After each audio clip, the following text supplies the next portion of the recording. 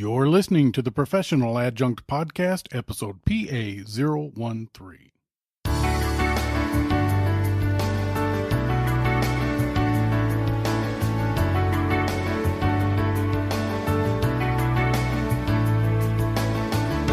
Hello, friends. You're listening to the Professional Adjunct Podcast, brought to you by Faculty Focus. Here we share ideas about teaching students in the classroom, online, and blended learning environments. On this show, we will discuss strategies for teaching with the purpose of becoming more effective at what we do. Let's get started. Hey, everybody. Welcome to our podcast. On today's episode, we continue our interview with Dr. Bridget Arend, the Director of University Teaching at the Office of Teaching and Learning at the University of Denver. In this discussion, we talk about her book, co-authored with Dr. James Davis, Facilitating 7 Ways of Learning, a resource for more purposeful, effective, and enjoyable college teaching. So without further ado, here we go. I see here that you co-authored a book with Dr. James Davis about college teaching. The book is called Facilitating 7 Ways of Learning, a resource for more purposeful, effective, and enjoyable college teaching. Can you tell me more about that book? Sure. I had the great privilege to work with Jim Davis, who is my colleague and mentor, and he has kind of spent his life work looking at the whole world of teaching and learning, and he's broken it down into these 7 what we now call ways of learning, which are really based on the type of learning that occurs when we engage students in different teaching practices. So it kind of flips things a little bit, where a lot of what you look at, a lot of the really wonderful, valuable literature about college teaching is especially when you look at teaching methods, it's often presented as, here's this great method, it works well for me, you should try it, here's how you do it, here's the impact. But we don't spend a lot of time talking about what kind of learning is really happening when we're engaged in, say, a discussion versus a lecture versus a group project versus problem solving. And so what we try to do with this is kind of flip that around a little bit and talk about the different goals that people have for their students, and then tie that to the most effective teaching methods and discuss it in terms of, again, what sort of learning is really occurring when we're engaged in these different, what we call ways of learning. So it's looking at teaching methods from the perspective of learning first, if you would. Okay. That was a big emphasis at the conference, wasn't it? It's not so much about how we teach, but how students learn. Mm-hmm. And I think, there's so much emphasis today on active learning versus lecture and, online learning versus face-to-face. And there's big collections of studies, meta-analyses that have been done that have looked at all these studies that compare the 2 techniques or 2 different kinds of methodologies, and we'll put them side by side and say, all things else equal, how do these things compare? And while it's interesting, and I think worth doing that to some extent, usually those studies will end up saying, well, now what we need to do is really look at what's the best type of method for this particular context or this particular goal. So that's where I've been interested, and that's where I think this book actually fits in nicely, that's what it tries to get at. For my particular goal, what's the best combination of methods for me to use? There was this great study, which a lot of people know about in the proceedings for the National Academy of Sciences, PNAS. I think it was in 2014, that looked at active learning versus lecture. They looked at over 200 studies that compared these and found that active learning was by far more valuable for students in terms of all sorts of aspects of learning. But then the authors go on to conclude, now what we need to do is look at, what kind of active learning. So I know I'm supposed to do active learning, but what should I do? Should I do a think, pair, share? Should I do a group project? Should I do a role play? What am I going to do? And so that's what we try to get at in this book, is kind of what are the best methods for your particular goals. So you're not giving a prescription, okay, you're teaching this, so you got to do it this way. Now you're teaching this, so you got to do it a different way. It's not as prescriptive. It's okay. meant, the way that we've kind of worked with faculty members around it is for their unique class, and everybody has different situational contexts, different kinds of students, different factors. For what they're trying to do, what are the most effective methods that would help them meet those goals? And there's certainly different ways to organize them and put them around. So we try to stay away from saying, here's exactly what you should do, but to give you some good guidelines. And the other thing that I think is important is that it's kind of a mixture of how do you do it, kind of the techniques and methods, but it's really focused on kind of understanding what this way of learning is all about. Because as we know, we have all these great plans, you get into the classroom and things don't often go as planned. And so that's when we fall back to our theories and our understanding of, okay, if I really am intentional about what I'm doing and things don't go the way I had planned, I can adjust on the fly because I really have a good sense of what I'm trying to do. And that helps you kind of figure out the best way to do it, as opposed to saying, here's exactly what you should do. And then if things don't go as planned, you're kind of stuck. You're able to take a detour and still get to your destination. Exactly. Mm-hmm. One of the things that you have in the beginning of the book, it says college teaching has a strong operative paradigm. So this process and stuff is kind of going against the norms in some ways, right? Yeah, we definitely have established, and many people have spoken about it, this paradigm, which, in our book we call the lecture paradigm, that, there's kind of this one way of teaching that we all envision where, somebody's standing in front of the room and imparting knowledge. And there's been a lot of discussion over decades about, is that useful or not? And what should we do differently? And I think, I try to not talk about it as lecture is bad and you should never lecture. We actually have lecturing as kind of one of our 7 ways of learning. We actually prefer to call it presenting because we think that gets away from all the connotations around lecture. But to understand that if I'm standing in front of a room presenting information, that's great for conveying ideas and concepts and information and terminology and such. It's not great for teaching skills. It's not great for developing collaboration abilities. It's not great for helping students really critically think about things. That information can help them to do those things later on, but sitting in a presentation doesn't help you develop the skill right at that moment. So if we kind of think about what is the essential learning that's happening when we're engaged in that way of learning, of sitting in a presentation, we know the limits as well. We know it could be important in every class to present some information, but we also know that we're not going to get to these other goals, because nowadays we really see colleges having so many different goals that we want students to achieve, so many skills and abilities and competencies that go well beyond information. So you might use more than one of these or several of these in one class. You could, and a lot of times classes will lend themselves to really focus on one. Okay. And it depending on how far you break it down, you certainly could have a presentation where you introduce some group work or you have some discussion interspersed. So we tend to kind of look at these as for a particular lesson or a good chunk of a class. What is the essential learning that you want to get at? And so you would be using maybe problem solving. And you might give a little presentation, you might do some other things, but we kind of look at more at kind of the lesson base. Okay. So what are these 7 ways that you cover in your book? We have, there's 7 different ways of learning, and they're based on, again, we sort of talk about them as the kind of learning and goals that happen as much as the teaching methods. But the one that I already mentioned is this idea of presenting and explaining information. So when you want students to know certain kinds of information, and for that we really base things on what we've learned about cognitive psychology and being able to present material, looking at students' prior knowledge and all of that sort of stuff.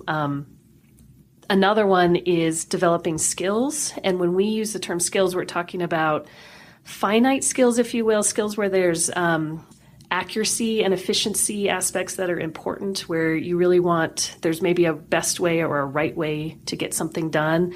And from that, we draw on a lot of the literature around behavioral psychology, around feedback and breaking larger skills into smaller subtasks and giving students a lot of practice in modeling. There's another one that is really about teaching critical thinking and creative thinking abilities, and we call that inquiry. And it's often discussions, but it could also be other question-driven inquiries that you involve students in, where you're really teaching the thinking process in that instance. Another way of learning is one where you're helping students to solve problems and make decisions. And this kind of goes across all disciplines. It often gets talked about in terms of science and technology STEM type classes, but it certainly is appropriate and applicable in a lot of them. But really the best way to teach students to make decisions and solve problems is to give them practice. And so from that we draw on this learning with mental models. There's a whole framework and a body of literature about how we teach mental models, how we teach students kind of the process of thinking in a certain way to solve certain kinds of problems. So kind of like a case study type Case scenario? studies, yes, would definitely be an example? fit in there as a way to help students understand, the guidelines or the rules of thumb of solving a problem, like a social worker, or a sociologist, or whatever it may be. Okay. Other ones that we have, another way of learning is what we call learning through groups and teams. And this one's interesting because groups can be used for so many different things. And we're not saying you can't use groups for anything but this. But when you really look at some of the literature around group work and teamwork, there's a big component actually about feelings and attitudes and perspectives. And so I think it's interesting for those that use groups to think about the benefits of getting people together, to work together, to trust each other, and to experience other perspectives and other ways of looking at something or other ways of thinking about something, other opinions.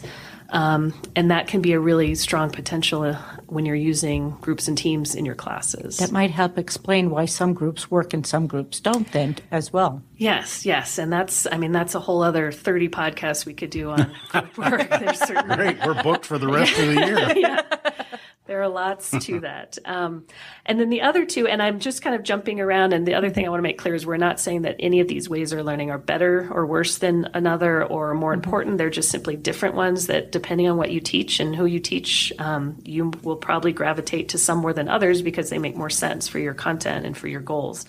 But the other two that we have as these ways of learning, one is called learning through virtual realities, and it's not really high tech as you would think just from that name, but it's actually teaching students what we call professional judgment. It's almost like skills, but at the other end of the spectrum from what we discussed before. It's these more complex, context-dependent skills. Leadership, things like that really are very, case studies would also fit in this as well, but where you're really getting students in kind of a simulation or role play and you're getting them to practice these skills, but they're much more complex than, say, solving a routine math problem, so to speak. Putting them on their own Survivor show, huh? There you go. Yeah. The ultimate virtual reality education experience. Yeah. And the last way of learning is what we call experiential learning, which is more about kind of self-discovery. And this is the way we describe it. And again, it can have other connotations, but it's service learning, study abroad, internships, really getting students to kind of go out and really get involved in things. And it's a lot of reflection that is involved in the teaching and learning process, setting up the right experience and then helping students really debrief and learn from that experience through reflection. So when you talk about this, it seems like there is a little bit of overlap, but they kind of flow one into the other fairly easy if you look at it as a holistic perspective. They could, and there's certainly some things, the one that always comes to mind is problem-based learning, which is really a method that relies heavily on groups, but it's really about problem-based learning. But they also, in that approach, they teach content and information through the whole process. So they're kind of relying on what I would, in my framework, I would say they're kind of using these three different ways of learning in one approach. But I think it's helpful for people to look at them individually too. Again, just as we said before, knowing that the teaching roadmap goes all over the place, to be really intentional about why you're doing something, why you're choosing a certain method, and to explore it in more depth. My colleague Jim Davis has often said that there's nothing worse than a teaching method in search of a purpose. And it took me a while to kind of really understand that. But if I'm like you, we met at a teaching conference. There's so many great ideas out there. And he also would talk about teaching nowadays being kind of more of a vendor environment where you're kind of being sold. There's learner-centered education, there's inquiry-based, and there's all this technology you're supposed to be using, and there's online and hybrid and HighFlex, and you should do podcasts and VoiceThread. And there's so many things to choose from, and there's a lot of great examples. And it's easy to just get caught up with like, oh, I should use that, and I should use this, and that looks like a really cool, how could I use that in my discipline or in my course? But really what we're advocating is to be very thoughtful about, there's a lot of great ideas, but that doesn't mean they all belong in your class. What are the most impactful methods for you to use for your particular goals? Because it's easy to get overwhelmed with all these ideas coming at you as well. And you run out of time trying to learn them all. Definitely. So from a faculty development point of view, are you trying to bring in more of that kind of faculty training to help teachers explore different options, perhaps? We are, that's what I get to do most every day is work with faculty members and help them do what they do as well as they can. And so there's lots of different options. So a lot of it is just giving people exposure to what is going to make the most sense for them. I think sometimes it's just giving people also a space to really think through the big picture, to think through what am I really trying to get students to do in this class. And we also have in the title of our book the word enjoyable. And I think that's important to spend a little time on, because the idea is that if you're intentional about what you're doing, you're more likely to be effective. The students are more likely to really be learning what they're supposed to be learning, and therefore it's more fun when you're teaching and it's working and it's going well. So it does involve some time to really think through what you're doing, but usually the folks that I run into that kind of love teaching, they're always experimenting and tweaking and learning what's new and treating teaching like that something that feeds their curiosity. That they have these goals, they're trying to meet those goals, and then they're seeing what happens and they're tweaking it as a result. So if you can look at it as kind of a fun experiment and something that hopefully you're well prepared to do and not just, experimenting without a good purpose, it can be really enjoyable. The best teachers are lifelong learners. Exactly. Yes. And I'm even struck with, I've been trying to look at some of the K-12 literature around what makes for good professional development. And there's certainly lots of ideas, but one thing that seems to always come through is just giving people a chance to really talk about their teaching in an informal way with other people. And often in higher education, especially adjuncts and others, you might be very isolated and not have people to talk to about this worked really great in my class today, or wow, that bombed and I don't know why. And just having people to brainstorm and discuss with is really, really valuable. That is a good point. The online faculty do tend to be remote, so we are not always in these social gatherings type things. So, but they can at least come take a look at your book and get some ideas if they don't have any other aspect to look at. So. And listen to our podcast. Well, that too. That too. So that's the last part of your book is talking about transforming college teaching, and that's kind of where you're going with this last piece, right? Mm-hmm. Yeah, I mean, really, it's about teaching being very important and valued that way. And we all know that teaching is said to be important, but how do a lot of people get evaluated or rewarded based on their teaching? We don't have a very comprehensive way of doing that really matches the value. And it struck me actually at the Teaching Professor Conference. I remember Mary Ellen Weimer talking about the skills that are needed to be a good teacher in this new world, this new active learning classroom that we have, that it's not just presenting and knowing your content well. You have to be able to facilitate discussions and manage conflict, manage hot moments if they occur in your class. You have to be able to kind of manage teams and design content in just-in-time ways if you need it. There's so many different skills that we need nowadays in teaching, but we're really still kind of focused on this older model of here's the syllabus, here's the book, and just go. Present the material. Yeah. Which isn't serving us as well as it used to in the past. Very much. Because students are demanding more as well. Yes, I mean, the accountability is huge from students. And the good and bad news is there's great examples of teaching out there, and the world that we're used to with social media and everything else is kind of this very customized content delivered right to you. And then you go in a class and you're one of many people and it may or may not resonate. I think it's easy for students to say, what is going on? And why is this not meeting my needs like so many other things? So the demands are certainly up, and I think the pressures for faculty members are up as well. They're expected to do a whole lot more, and it might have been the case before that if students, whether they learned or not, that didn't really matter. But now whether students learn or not matters. That's the role of the instructor, which hasn't always been at the college level something that we really looked at. There's getting more focus on what students are learning rather than what you're presenting. So I know you had brought that out in your book as well. And how they use it. Right. You have a quote here, Beth, from the book Facilitate Real, Deep, Serious, Lasting, and Transformative Learning. One of my buzzwords that I used to get from Dick Crombie, who was the vice president at CCU a few years back, he used to say, we transform lives through education. And, that's my tagline. If I have probably 3 taglines, but that's one that I like to use because it isn't about just gaining knowledge. It's about using that knowledge and applying it to how we live our lives, conduct ourselves in whatever profession we're in. It does have to be transformative. Because we are living in kind of an information age, so what we do with that information is more important than the information itself. Right, and the information is changing constantly, and there's too much, the whole idea of coverage is a really hard one. I think we have this pressure that we have to cover everything, and I think the more we can recognize that we'll never do it, we will never cover everything. So it's an elusive goal. Again, what are those, like you said, what are those more transformative outcomes that we want from students? What do we want them to be able to do 5 years after leaving our class? What do we want them to be able to know that makes them think differently, as opposed to, identify these 5 characteristics? That's not as important as what can you do with this? Right.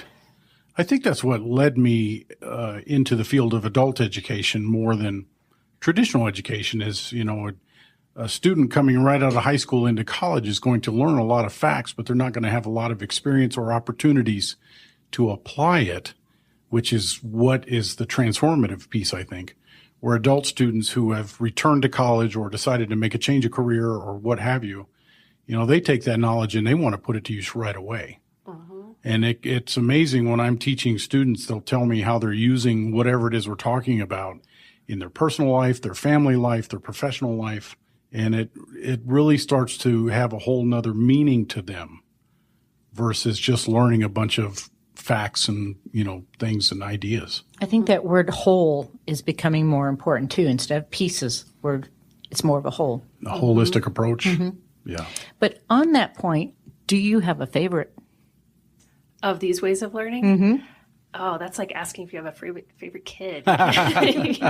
They're all actually like sufficiently problematic to me. There's still so much I want to explore and kind of tease out and learn about each of these, because we do talk about, what are the best ways to assess this kind of learning? What are the, what are the skills an instructor needs to be able to be very effective in facilitating these ways of learning? So, I certainly have ones that make more sense for the types of courses that I teach.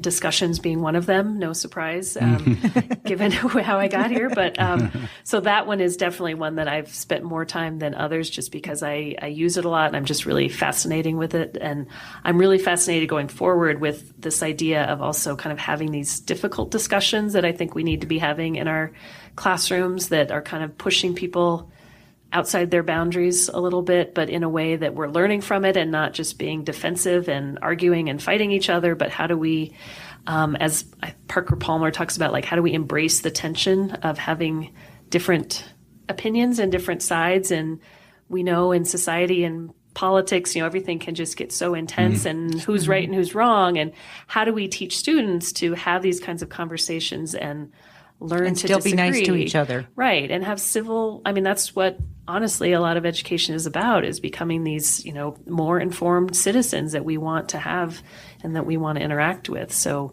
a lot of that needs to be modeled in our classrooms as well. You were asking, and I don't know if this is something you just haven't gotten to, but the frequently asked questions, like what am I asked? And one thing that comes up so much is this idea of student resistance to different ways of learning. That is a good point. I think it's easier for a lot of us, including students, to sit and passively receive information and not be engaged in a lot of these new active learning techniques. And so that's one of the things too, that we have these higher expectations and different goals, but we still haven't really changed the outcome or the norms around what does a typical classroom look like. So that's one thing that I'm really interested in too, in trying to explore, is how do we help students get over this resistance they have to active learning techniques. Do you think part of that is because they've been taught that they have a learning preference and that's the only way they can learn?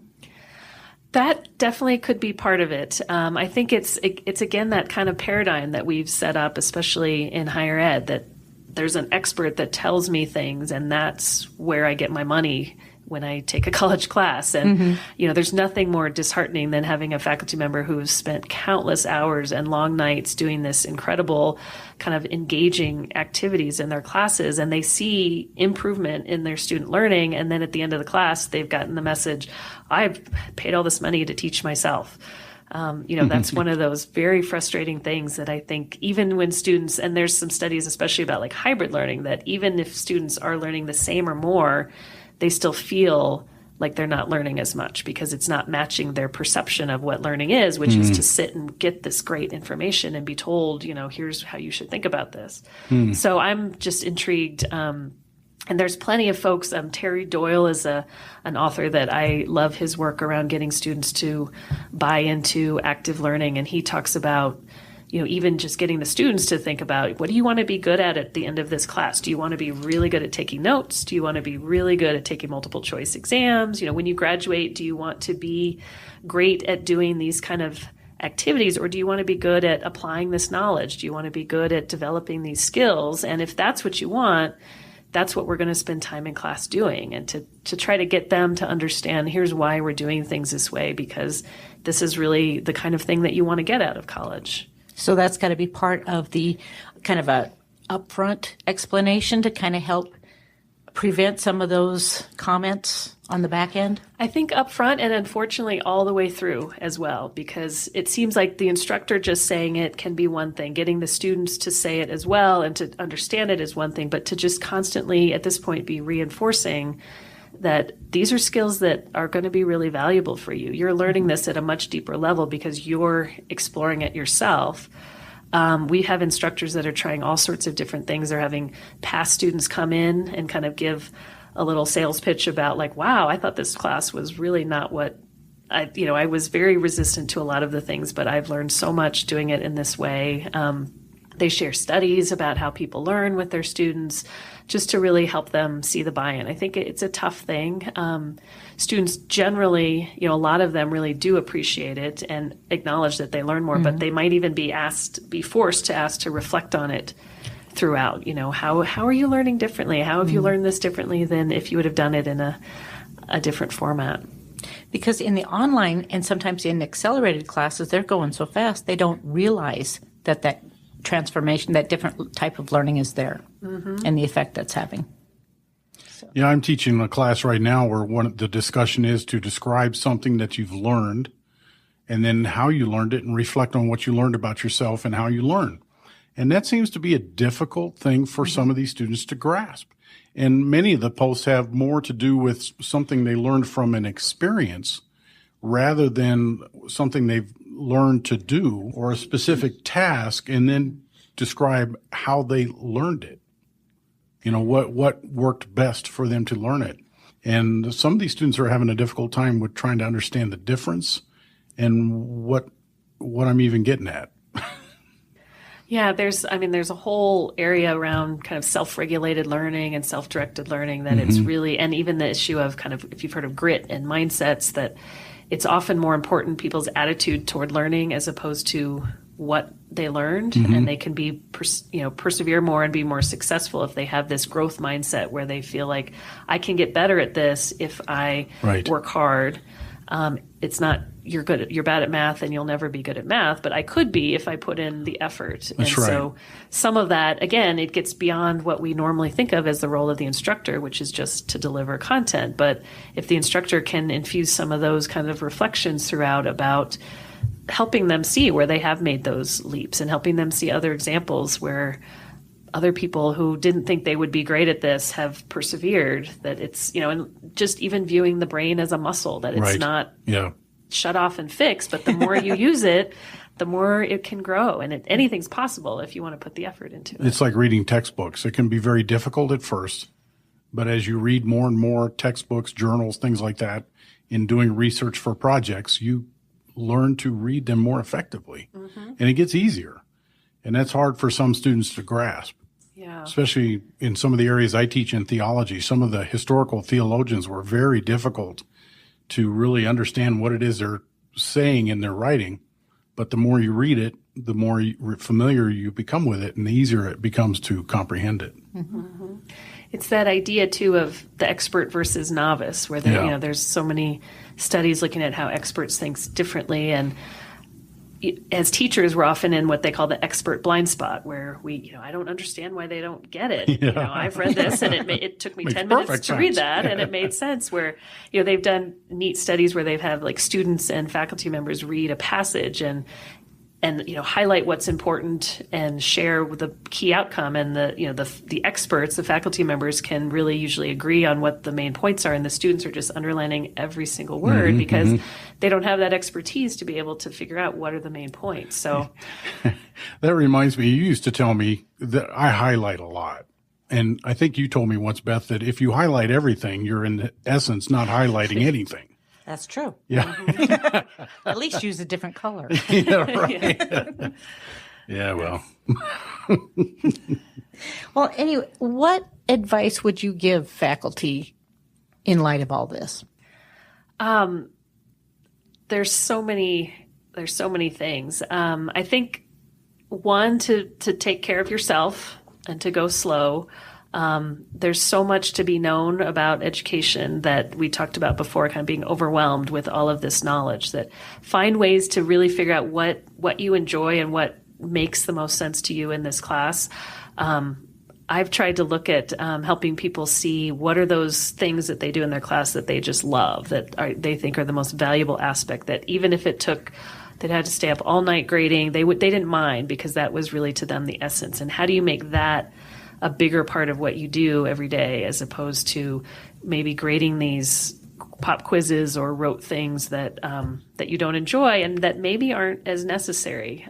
So I would say focus on what you think are the key aspects of the class and what you get really excited about, and figure out how to make that a bigger part of what you do, because I think hopefully those are probably the key things that students would take away too, that are probably the most interesting.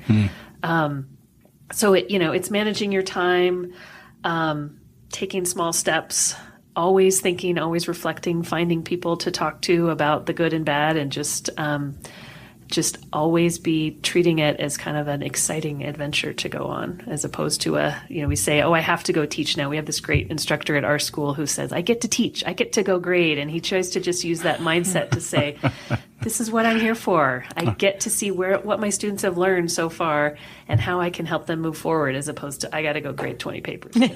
I'm sure the students get that too. I'm sure it comes across. Yeah.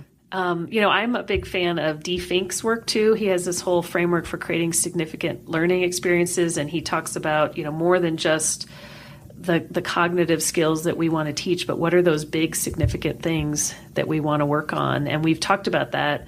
I've talked about that with my colleagues, that if we really want students to just care about something, does that make a difference if we articulate that or not? And I'm not sure, but I'm guessing that if you really say, one of my goals in this class is to just really get students to care about this, whatever it may be, I'm sure that comes through in ways that it wouldn't if you didn't think about it that way. Yeah. Well, like you said earlier, with the attitude, it flows through.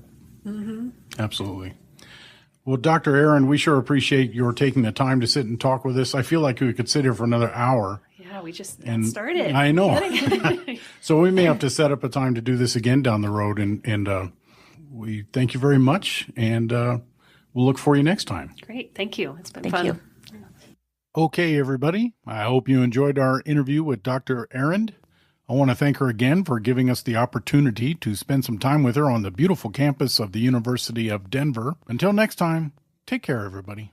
Thank you for listening to the Professional Adjunct Podcast. Please visit our website at www.professionaladjunct.com. There you can subscribe to our podcast and share your comments, questions, and ideas. Be sure to follow us on Facebook and Twitter, too. See you next week.